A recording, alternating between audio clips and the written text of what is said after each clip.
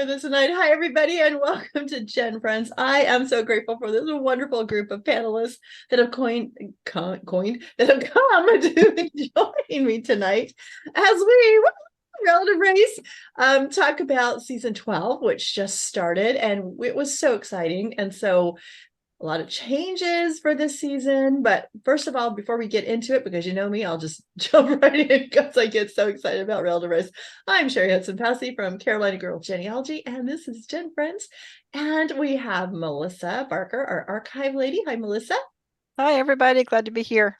So glad you're here. And we've got Mary Kircher Roddy from MKR Genealogy. I'm way too excited about Relative Race.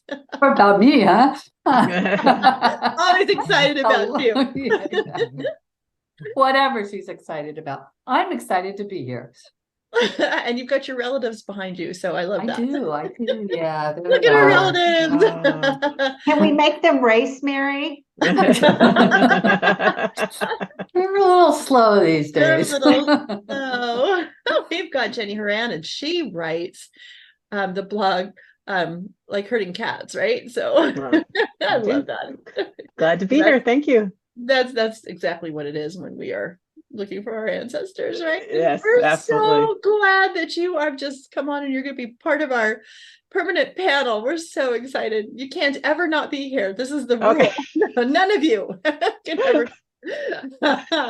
And last but certainly not least is Laura Hedgecock from Treasure Chest of Memories. Hey, Laura. Hey, Cheri. Glad to be here too. We are loving this season. I mean, it just started day one, but there were so many changes, so many new things. But before we actually get into that, we thought it might be a good idea, just in case any of you don't know who the teams are, and most of you that watch the show are as big a fan of I can't even talk tonight, of Relative Race as we are. So who would like to go first? Melissa, would you like to go first and talk about Team Red? Sure. Thank you. I just want to say that if you haven't watched the show yet, then stop here and go watch the show and then come back. Exactly. So, and I have my handy dandy notes. So, yes, they did something different this year where they introduced all the teams to all the teams, which I would have thought they'd have done kind of individually together, but maybe they did it for us. So they were in this nice, wonderful, beautiful theater. And this is when you need your tissue, your box of tissues. That Corey told us. Corey told us we were going to need. So that's right. The red team this year is Giselle and Taquita, and they are friends. They are all of us could probably, especially on this panel, can relate. They're online friends. Yeah. I've not met anyone on this panel in person. No, isn't that crazy? So, but they are very good friends of mine. So, but they were met as friends. What I found about this first episode actually was very interesting. How much online virtual presence are in each one of these lives. And so Giselle and Taquita met online. They do podcasts and all kinds of different things. And they're really, really good friends. And of course, the first thing they said was, well, you just met today. And I thought, wait a minute, how could you all just meet today? So, but they're going on this journey together. And you have to remind me, because I watched this last night, but I've slept. I believe they're both adopted. No, I think that no. Giselle is the one that's adopted, right? And yes. And so she just needed friend support and so she's going with her. So I know sometimes, and you know me, I end up calling people the wrong names and me too. The wrong team. I mean, it just, so it's all good. Yeah. But I think it's going to be a great red team to follow, and they're going to do some great things. So, but when we watched all of these, they all had challenges and things in their lives that that really, I mean, and all of the contestants sitting in that theater were just bawling. So yeah. Right, so, but that's red team. So, and Giselle was saying that when she learned and really understood about being adopted, she felt like she was the black sheep of the family, and that she really wants to make some of those connections. And so I think this is going to be a great red team again. And of course, what happens usually with red team, they're very good at winning. They're very good at winning. So we'll have to see what happens with that this year. Who'd like to go next? I'll go ahead and go. Okay, go ahead, Mary. It's okay, Mary. Go ahead. Okay. So I picked Green Team to introduce Andy and Lizzie Rell. They come from Florida. This is they're recently married, they said, but they have they have a total of 4 kids between them from previous marriages. Andy is a communications and marketing professional, and Lizzie is an artist. Showed some of her work, and it's really looks she's painting, maybe collage, mixed media stuff. It looked really interesting. She's does it from home. Andy is the one who was adopted, and he said his mother was really upfront with him. So he knew from a very young age that he was adopted. But his mother didn't know very much about his background. But he was raised by his mother. His adoptive father had some mental health issues, and they were exacerbated by his experiences in Vietnam. And his father ended up committing suicide when he was a young boy. So that has really impacted his life. And so he said he kind of shut down, and he was not interested in finding his family. And if it was important, his biological family, if it was important to them, they could find him. But then when he and Lizzie got together, family is really important to her. She's interested in family history. And so, as she said, his family is our family. And so she wanted to know more. And so that's it was through her prompting that he got started on this journey to try to find his biological parents. Exactly. Yeah. This is going to be a great team to watch, I think. Really great team. I love the way she supports him, and I think this is going to be a really, really, really fun team to watch. I think all of them are, but it's and we've talked about this before, we start on day 1 and we're just getting to know them, and then a couple of days into the race, we're just in love with all of them. And so I really think by the end of this day we were. So Laura. Yeah, so I chose Team Blue, and I kind of connected with a couple of the teams already just watching the pre-program videos. And so their names are Mitchell and Tranisha White, and they do this little video on front of like a white backdrop, and they have to say what features the other one has. And he says, well, she's funny. And she said, well, he's smart. And I thought, well, that'll be a good combination. And you can see those on Instagram too. If you're on Instagram, you can see those. Yeah. So basically, they're both adoptees. So Tranisha was living with her adopted grandparents. Her grandmother died in 2011. And because I think she was saying she was living with them because the relationship with her adoptive mom didn't work out. And Mitchell, so you know me, every time I hear that, I'm like, oh, it just kills me. Oh, I know. And so she is a stay-at-home mom, or a relative race mom, as chicken. And then Mitchell is a plumber, and he was raised in foster care. And he said it was not a great experience, that he was separated from his 3 sisters. And there was supposed to be visitation with his mom every Wednesday, but it only happened once. And his mom stopped showing up.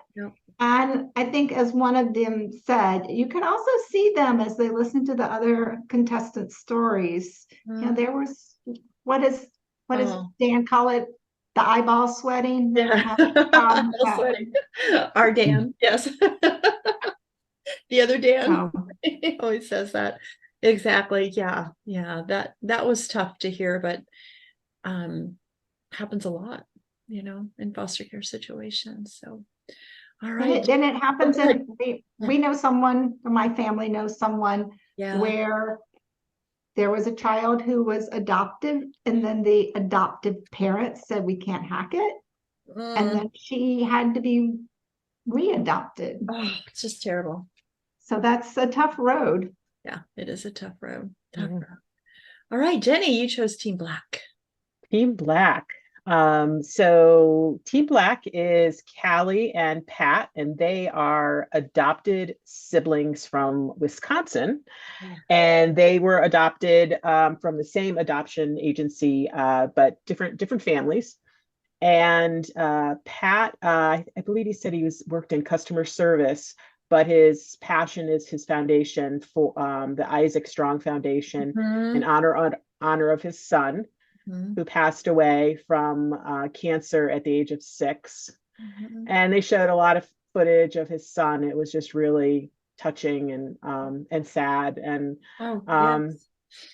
and after Isaac died, Pat said he sort of lost a little bit of him and kind of lost the ability to empathize. And he's really hoping that this journey kind of brings that back. Callie, his sister, is a stay-at-home mom, but she used to be a singer and a dancer for national touring companies. So it was kind of cool to see that footage. So she had a twist. She recently found out who her biological mother and father are, but they did not want to be found. And she tried to, put on a brave face when she started talking about it. But then as she started talking about it, she just said if she ever had the opportunity to just tell them that she still loves them, she thinks about them, prays for them, and she would love that opportunity. And if she never got to see them again, that would be enough. So it was just it's very, very sad about that.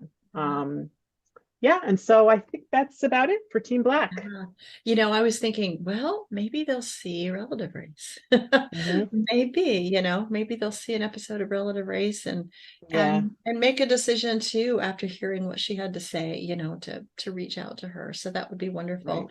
Wouldn't that be a unique way to get an idea of what someone's like? Yeah, exactly. That you wouldn't otherwise ever have. Right. Yeah. I was touched by, like we were saying, they were all sitting there listening to each other's stories and just bonding from the beginning, which I think is going to make a very unique season. And also coming out of it saying everybody's got a story. Everybody's got things they're trying to overcome. All these people have triumphed over their afflictions. And I just you could just see it right from the beginning. And I think it's really going to be a different season because of that. I thought it was the best start of a season yet. I just loved it so much. Just that what a fabulous idea to get them. And like you said, Corey gave us a hint of that when we talked to him last week about how they're going to get to know each other a little bit better. And so I thought it was just beautiful. Yeah. But then again, after that, things got serious. You got to get serious and the race has to start. And so they got maps to go find the keys to their cars so that they could get going. And so they had these little maps of, and they're in Savannah, by the way, Savannah. And I'm like, oh, so close, yet so far. I was going to get really mad if they came up and went through South Carolina past Myrtle Beach because they've done these things to me before. But no, they didn't. They came close to me. One of them came close to me. I know. And I knew exactly. I knew that neighborhood too. Oh yeah. Wow. I got things to say about that. Yep. I've got seasons like that where I'm like, I've driven down that road. Why didn't y'all tell me you're going to be filming? And we all know why they wouldn't, because in the background. But then be going, hi. No, they won't let me anywhere near the set. Anyway, so they actually pretty much found their keys pretty quickly. Nobody had too hard of a time, and they were just pretty much the keys were not too difficult to find once they found where their little spot on the map. So they all jumped in their cars and off they went, and it didn't look like too much trouble driving. Did anybody notice too much trouble driving? It's interesting, and I almost asked Corey about this last time. I mean, you can't, I don't know what you consider fair, A couple of the teams had really long drives, like seven and over 7 hours. Right. And okay, I've been driving for, we won't say how old I am and how long I've been driving, but I on a 1 hour journey, there's only so many things that can go wrong. This is true. But on a 7 hour journey, that's a there's good 7 times as many things that could go wrong. Yeah. And so I don't know, how is that fair? And I didn't want to be critical last week when we were talking to Corey. And That's maybe it all comes out in the wash, but anyway, so that was just the thing that I noticed, is that 2 teams had 7 hour drives. Exactly. Yeah. And so like you said, as the season goes, they all have different and in the past they've sometimes had flown people to other places, but this clearly they got them to where they're going, and then they're probably going to be in that area, would be my guess, for a while or not. I don't know, you got to marry it for us. Let us know where they're all going. I'm just thinking maybe we could look at that when we get to the end, but I've always wondered the same thing, and if they cooked the more possible things going wrong in the allotted time, and that could be that could actually work as an advantage when not too many things go wrong. That's a good point. I know me, with the size of my bladder, they'd have to allot me a lot more on a 7 hour. I know. Please, I gotta stop again. My family's always going, again? Yes, again. So that can be a problem. I was just thrilled, as they started meeting there. And I think we forget sometimes with day one, the challenge is getting the keys to the car and getting out of there. And all of a sudden they were driving to their relative's house. I was going, wait a minute, where's the challenge? Oh yeah, challenge won't happen until next week. We're all good. Yeah, Laura? I was wondering, I don't think we heard any ages, but I just had this idea that none of them are young enough that the concept of a paper map is totally foreign to them. Like they all seem to do pretty good. Either that or they've been taking our advice. We always say, learn how to use a paper map, right? Yeah. Lou was working out, it looked like, on one of their pre-show videos. So they definitely were in training for the show. So maybe they trained with maps too. Yeah, exactly. So I think somebody's been listening to us, and they, we've told them, don't go into this unless you prepare yourself. Watch the shows, learn what you're supposed to do, right? Our best tips, Gen Friends, best tips for having a team on relative race. Oh, goal. The very first Team Blue, as far as the show, had the first relative meeting of the season. So I thought that was really great. That was Team Blue, and it was her great aunt. Am I right? Yeah. It was Yvonne. Yeah, it was her great aunt, and she said, I don't know a lot about the family, but she showed her a picture of her dad. I mean, hello. And I told him his name, which she didn't have before. And I loved at the end of their little segment, she said, I know more now than I did yesterday. And so that in and of itself is just a great first start, So amazing. Just those meetings just get to me every time, because they don't know who's going to be there and who's going to come out of that door or be standing. A lot of them now aren't coming out the door. We don't see them knocking on the door anymore. We just see them standing there, and they go up and talk to them. So anybody want to talk about Team Red? Who did Giselle meet? Yes, I will. Okay. No, I'm sorry. No, I mean, I can talk about Team Red, but Team Black is the one I wanted to talk because they were close to me. I'll talk about Team Red. Go ahead. Okay, good. Laura's wearing red for Team Red. Yes, she is. Wearing red. And blue for Team Blue. Anyway. So when they got there, a young girl came out of the house, and she said her name was Aura, kind of like Laura, but without the L, and that she is her first cousin on Giselle's mother's side. And she said Giselle looked like her sisters. And they turned out they were both into the arts, music and singing. Yes, don't you love that every time? Yeah. Yeah, and Giselle said it was joyful, but we didn't need to be told that because you could just see. It was like not a polite introduction. You could just see they really connected. Yeah. It wasn't kind of a standoffish kind of thing.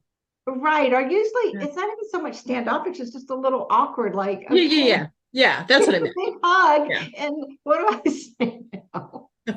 How do we talk about a lifetime? But it turns out Aura is also adopted. So her biological mom married, so she had a stepdad who actually adopted her. And I'm not sure whether he did before or after her mom passed away. Yeah. And he was so sweet. Oh, wasn't he? Yeah, he said he thinks he met her mom because Aura needed him. I know, she needed a dad. That. Oh. Yeah. But so it was really cool because the connection, you could see what was happening. And she said that for Gazelle, Aura could understand the deficit she felt. And she said too that she felt like she was not a first cousin, but kind of a little sister. Yeah. They were just precious together too. They were. That was so sweet. That was a very sweet meeting. I loved that so much. Yeah, so you just kind of felt happy for them. Yeah, for both of them. And the music connection. Yeah. Yes. You know, the music connection. Yeah, I always love that when they just immediately find that connection, you know, and it's and we see that so much that a lot of that stuff, you know, we think is it, you know, nature or nurture. And I think it's a little bit of both, you know, but man. And it's also people like us. I mean, they have a lot in common as well. Yeah, very true. Very, very true. Now, Melissa, you said you wanted to say something about Black because they were close to you. They came to Nashville, Tennessee, and that's about an hour and a half due west of me. But when they gave the address, of course, my husband was watching last night, so he was excited to see Nashville because he spent a lot of his time in Nashville. He grew up, part of his childhood was in Nashville. Yeah. So he was on his phone Googling and looking to see exactly where the house was and everything. and the house was actually near a hospital where my niece was born and near some apartment complexes where my sister-in-law lived. So very cool. But Team Black was in Nashville, which was fantastic. And of course, Team Black has adopted siblings. They met Patrick's cousin. Mm-hmm. So that was pretty good. But what's interesting, and we asked Corey this question, and I don't even know that he was supposed to answer it, about Airbnbs or houses that are not those. Right. And my husband and I both noticed that in that house, there were 2 framed posters for BNA, which is the Nashville airport. So we thought, I wonder if that was like an advertising type posters, or maybe someone collected those. I don't know, but we thought, yeah. So yeah, that's too funny. That was a hint that maybe not so much their house, but that's okay. Maybe not, and that's okay. It was really funny because after Corey had said that, and then you know we recorded and everything, and he asked me afterwards, should I have said that? And I was like, oh, everybody knows. Yeah, we all know. We figured we all know, and we've had guests come on and confirm that yes, we have to. They have to do that. So they can't send people all over the United States. So it's not like some kind of secret that they can't always meet in that relative's home. And so, unlike the first few seasons where they actually spent the night in the relative's home. Do you guys remember that? Yeah. And what I liked about Kingdom Come. Kingdom Come. Exactly. So, and I what I liked about Team Black's meeting was that he found out his father was like one of 10 children, and there's like a whole bunch. Yeah, he's gonna have a lot of family. Yeah, it was like 10 children, 15 grandchildren, like 52 or something. Sounds like my family. It sounds like your family, Cheri. Yeah. I don't have any great yet, but yeah. amazing. Yeah. And she gave him that picture, right? The family crest. Yeah. The family crest. Yeah. Yeah. And they all had signed it. It was just very, very sweet. Now, was that a cousin or was that an aunt? I'm wanting to say for Team Black. It was a cousin and her son. And a son. Yes. That's what it was. Okay. Yeah. Okay. All right. And he got to see pictures of his father, Mark. That's right. Yes. So that was good. And then he found he had 2 sisters. Yes. We're like, okay, So, the sister's coming. Yeah. Yeah. And I love Absolutely. that what we just talked about, that family with all the signatures on it. Because I mean, Yeah. I even paused it and was looking at all the Looking signatures. at I'm it. surprised Mary didn't write them all down. She's already starting to research them. I go find them all. Screenshot. No. Oh, So that was a really neat gift, though. That was a great gift. That was a great, great, great gift. And remember, we talked last week with Corey too about how much they can tell the person, you know? Yeah. And so I'm sure, do you think they had that conversation off camera about the sisters? Do you know what I mean? Or that did they have to say, yeah, I can't tell you anything about the sisters and other than their ages and, you know, because now he's probably thinking, I wonder if I'm going to meet them. Probably it's relative race. They probably meet them, but sometimes you never know. When they said they had a gift, what I thought it was going to be, because she had said, like, when you put the last name Reichenberger on something, that it like goes shoulder to shoulder. I was expecting it to be like some Titan jersey with Reichenberger. Maybe that'll be his parting gift on day 2. But what they did was more thoughtful. Exactly, but maybe that'll be the parting gift. Because a lot of times they send them away on day 2 with something. So maybe, or maybe that'll happen then. That's too funny. That's too funny. Okay, so we've talked about red. We've talked about black. We've talked about, do we talk about blue? We need to talk about green. Green, okay. All right. Anybody want to talk about who green met? They met Robin. Yes. Who was the aunt on the father's side. Yes. That's why I got them confused with black. Because I knew there was Yeah. aunt. I knew there was another aunt in there somewhere. You know what I loved about that? When he goes, my father's name is John. I have a name. I have a name. I thought that was John Wayne. John Wayne Burger. Wayne Burger. Yeah. Yes. That was great. That was great. And then he saw a picture of his dad and his aunt when they were little. And then she showed him some other pictures too. So yeah, that was really sweet. It's just, I love that with the pictures and the, you know, the names and all that filling the holes. Go ahead, Mary, you were going to say something. She was excited, she said, to dig out those pictures because she hadn't looked at them in a long time. Yeah. So exactly. Yeah, both the aunts were really cute. Yeah. The blue team's aunt was cute too. Yeah. And just so much fun. You know, we had all the emotion at the beginning as we're learning and they're learning about each other. There wasn't, I think these meetings for day 1 were just fun for them. You know, they just seemed to be real fun. It wasn't, they started the day real emotional with each other and then ended the day with these wonderful fun meetings, you know, and I thought that was really great. That's the way it happened to turn out. It was, and they didn't have a frustrating challenge that they felt like they tanked on. Exactly. Yeah, and I think that worked so good with, because like you said, it was emotional and they met people, but it's not more than they were able to process. Exactly. They have to get up the next morning and it was it was a good first day. And I also love that they red team started the tweeting and just said, everybody have a good day, but who's going to take the first strike for the family? Because Dan had said, okay, you guys are making your own family as a team. And I thought that was really cute. And then they called him, go ahead, Laura, I could tell. No, Jenny had remarked on Twitter. So what did black team call the red key?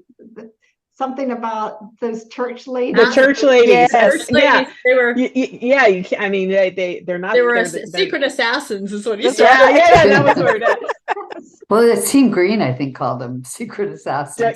Don't underestimate the church ladies. I think one of the things that I noticed too, looking at all the teams, is, you know, when we come into a new season, one of the things that's a lot of times pretty evident, it was really evident last season and more than usual, is that some of the contestants that are the adopted ones, some of them are real trepidatious, or they're really holding back on their emotions. And I think Andy is the one. The rest of them seem to be pretty balance. We may see something different later, but Andy even admitted he's not an emotional person, and that he's been through a lot with his son, and I think he's the one who's the most guarded of them all. So right now, I mean, there may something else may come up, but he's the one that I'm looking at that I'm like, okay, he's the one that we're gonna have to crack through that.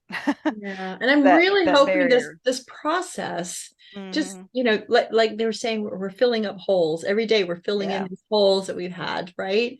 And so I'm hoping that this filling up this hole will help him a lot with the death of his son. Not that it gives him some support, some more support. It's not like it's going to take that away or fill in the hole of having lost a child, but it's one less thing, it's one less thing if you can find you certainly know whereof you speak. So yes.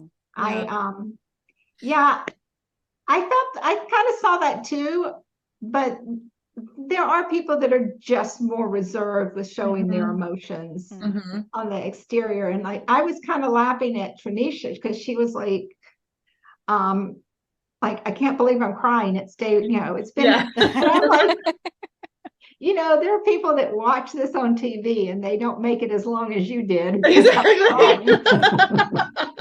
From the beginning. I am so bad, guys. I am so bad that the minute the knock and the theme music comes, I start tearing up. I am so bad. I really, really am, because I know how much this is meaning to these people. And I'm so excited to see what the day is going to bring. So the minute that knock, I'm like, oh.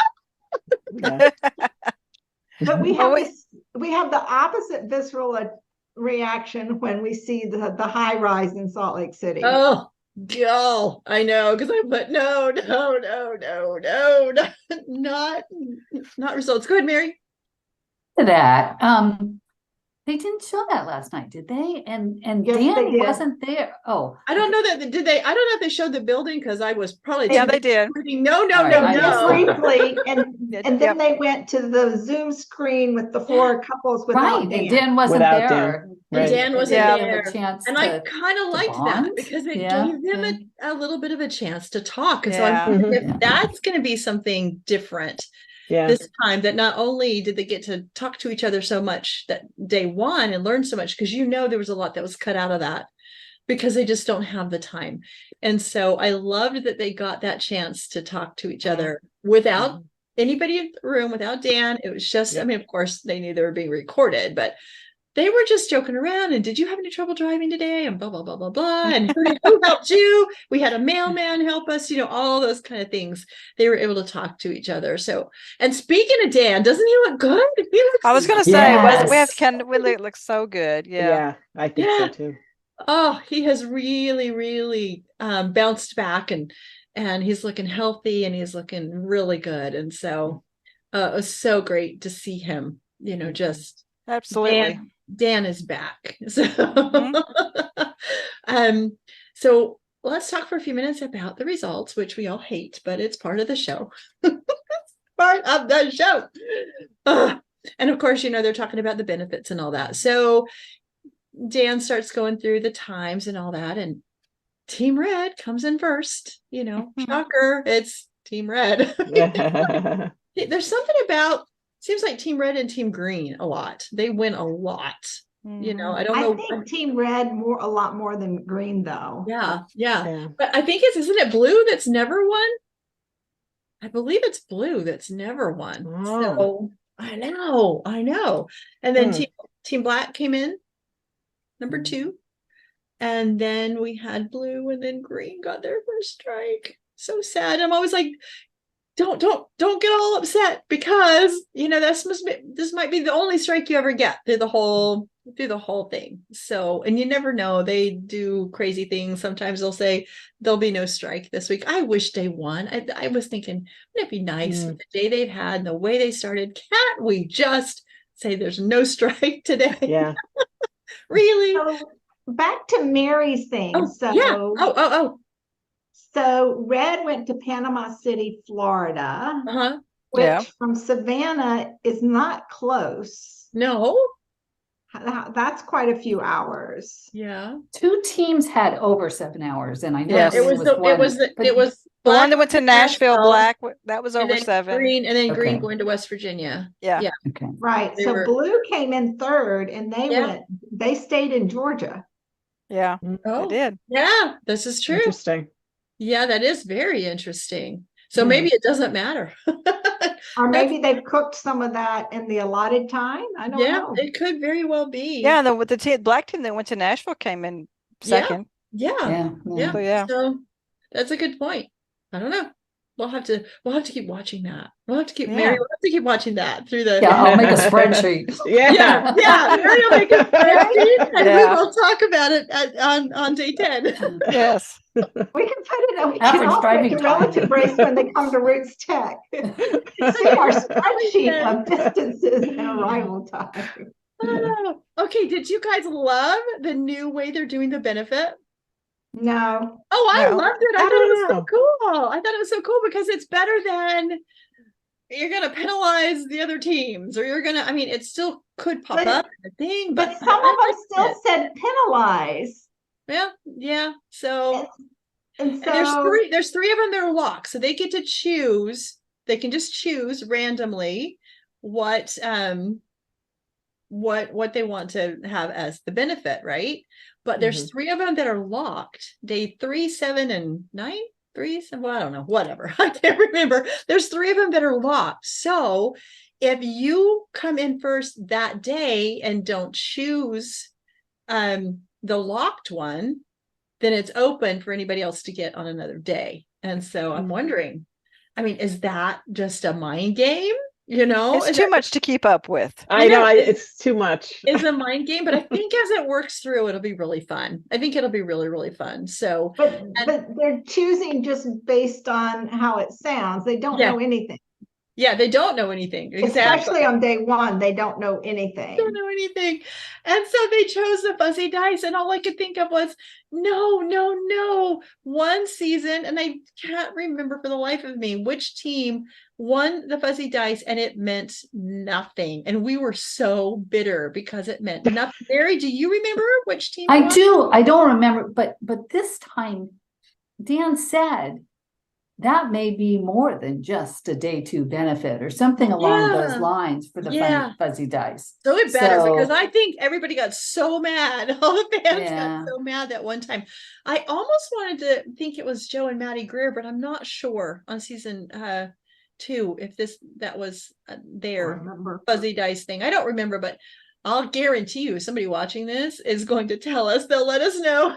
In the comments, please. In the comments, please definitely. let us know who it was, because I know that the fans were not happy. That was kind of mean, you know. That is not a benefit just to hang it on your mirror. Mary. Well, I was curious because I mean, at least the last couple of years, I think they've given away like a plane ticket or something to go see the relatives, or a trip to whatever, however they worded it. So is that hidden in one of those? I don't know. With That'd be a interesting. weird title, or Fuzzy dice. Could be. Yeah. Could be. Yeah. Fuzzy dice. Yeah. I don't know. I think it's just fun, just something new, something different. And I think it's just going to be, instead of him just saying, okay, you get this or that, I think it's fun for them to feel anyway that they've got some kind of control over what the benefit is. My imagination just went wild. Like some of them had benefit, and then I was like, leg up. Does that mean you get a leg up, or does that mean someone has to tie their leg up? You're being too literal. And maybe that just means on the challenge the next day they get an extra boost, an extra a leg. something. You know, an extra leg. Just a random leg. Just a random leg. you have to carry it around. Yeah. So but I think it's kind of fun. And Dan said something about it being the top 10 or something benefits over the years. Nobody would have said fuzzy dice.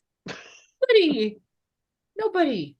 Not one person would have said fuzzy dice unless they were doing it for fun. So I'm just going, the fuzzy dice. I can't imagine anybody would. Benefit that they gave the name fuzzy dice to. Yeah. But the benefit was something. There was no benefit to the fuzzy dice. None. Zippo. But this time maybe there is. But this time, hopefully there is. And so Yeah, maybe that was a challenge too, to see if anybody remembered that fuzzy dice and would they choose it. And somebody did mention, one of the teams mentioned, oh, let's take the least, the one that looks the least of a benefit for us and just take it, because that might be the best benefit on the board. Maybe that's like, it's a mind game with the fuzzy dice. So it's going to be interesting. I think it's going to be fun just to watch them do it and see if they'll take the locked ones when they come in first on that day where they could take the locked one. So that's kind of interesting. And you wonder who came up with that. And I'm just curious, warped person. A warped person. If the name will appear, I mean, what that is on day 3, or will it still just say locked and you can pick it and be surprised? Yeah, that's a good question too. Will they let the teams know what you should have chosen this one? Now it's up to grabs for anybody the next day. Yeah. Yeah. And then the other thing, and I think Laura may have mentioned this earlier, is that Dan told him to pay close attention to everything that's happening to each of the teams on each day. Close attention. So, that's telling us what, probably a day 10, maybe trivia game or something like that, where they need to remember things that have happened. So we put things in order. I can imagine that kind of thing. What happened on day 1 to this team, or all those kind of things, or who did they meet, or so Get your notebooks out. And maybe that's why they're giving them that little bit of extra time at the end too, to kind of really talk. And I don't know, we'll see how. Why Dan's lurking in the shadows. Yeah. Looking in the shadows while they're talking. Where's Dan? We don't know. So anyway, I think it was a fabulous first day. I really loved the way that it started, getting to know it. It helped us to get to know them a little bit better. I know they've had all these clips and things for us to watch on social media, but they went in a little bit deeper to their stories and helped us to understand them a little bit more too. So does anybody else have anything else they want to say that we didn't mention, or a quote from somebody that we didn't say, or anything like that, as we end up talking about day 1, season 12? I can't believe we're on season 12.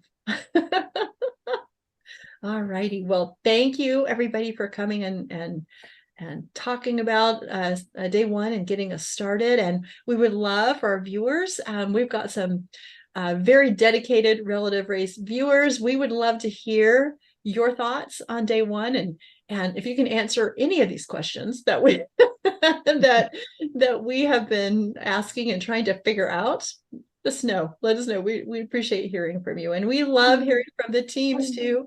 And like and subscribe. And we love it too, you teams out there, when you watch, to make a comment too. I know you can't tell us anything ahead of time, but there'll be times when we may just be asking you a question about things. We love it when you answer us. So with that, we'll say goodbye, and we'll see you next time for day 2 on Gen Friends. Bye everybody. Bye.